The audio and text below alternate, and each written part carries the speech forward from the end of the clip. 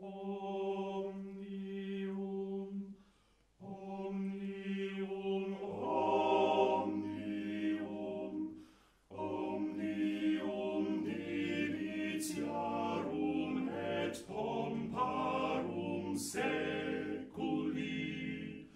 Omnium, omnium.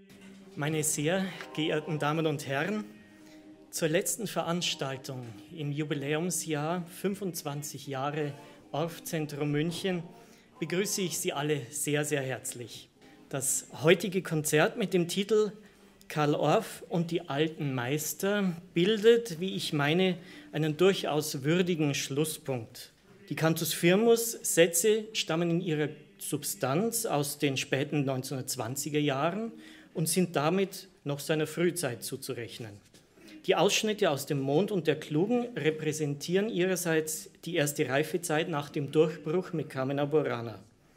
Concento di Voci ist mit der Zeit der Meisterschaft nach dem Stilwechsel mit Antigone zuzuordnen. Die Sprechstücke schließlich entstammen seiner Spätzeit und zählen damit zu den letzten von ihm veröffentlichten Werken. Es sind heute zu hören die Sinfoniker und die Schlagwerker Augsburg, alle Orff-affin, Orff erprobt und zu höchst bewährt.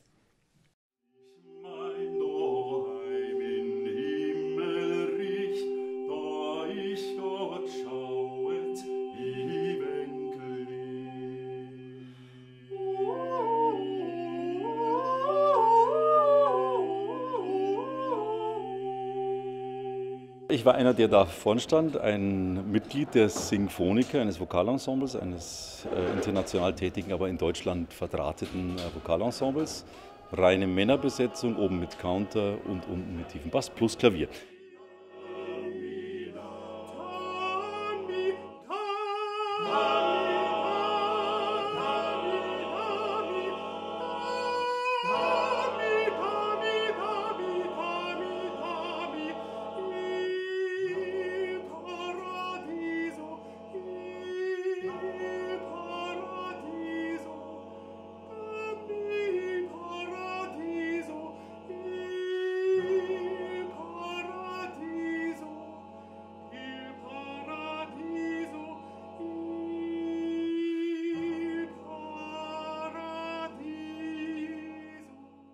Dann ist der Wunsch entstanden, mal einen Abend mit den Sinfonikern und Orff zu machen und haben es dann noch kombiniert mit Musik eines anderen großen Münchners, mit Musik von Orlando Di Lasso, die ich finde ganz gut passt, auch zu Orff, und das war heute Abend das Programm.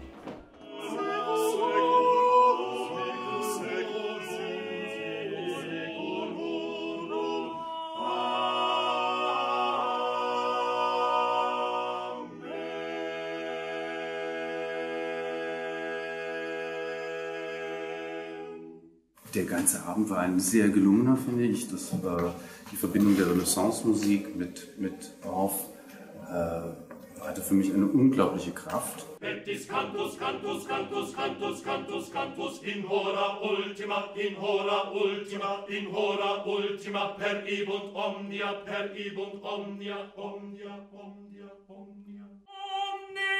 Invadit omnis! Omni! Invadit omnis! Omni! Invadit omnis, omnis. War sehr interessant, sehr vielseitig. Erst eine sehr fundierte, interessante, spannende Einführung, fand ich. Und dann ein sehr vielseitiges Werk. Am Anfang etwas fast spröde, aber mit großem Reiz, die teilweise ja nur dreistimmigen Orff-Dinge. Und dann fand ich auch wirklich diesen Bezug zu diesen sehr alten Werken sehr eindrucksvoll. Ich liebe Orff sehr.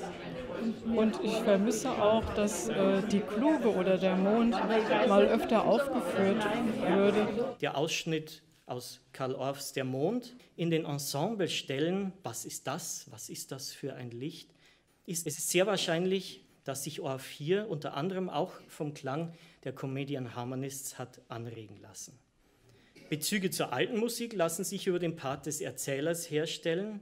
Der Text nämlich ist der originale Märchentext der Brüder Grimm. Diese Musik des Erzählers orientiert sich dabei an dem Testo des frühen Oratoriums bzw. des Evangelisten in den Passionen des 18. Jahrhunderts.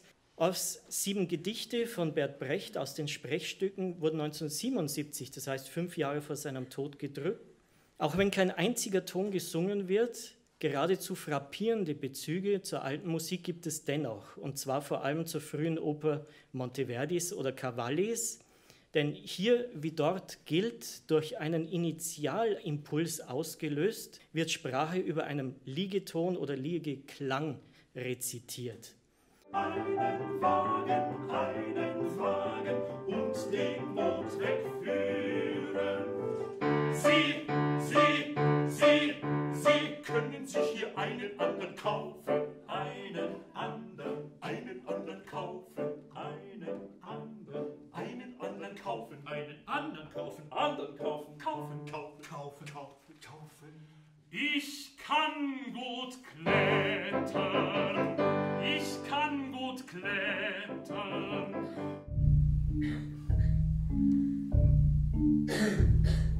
Aber einmal sagte einer: Es ist sonderbar.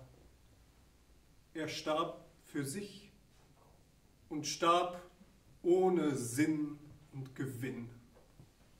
Dass ich auch nicht leben mag, dass ich einsam bin.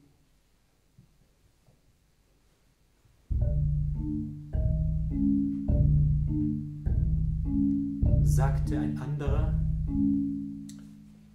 Er wusste wohl nicht, was uns frommt.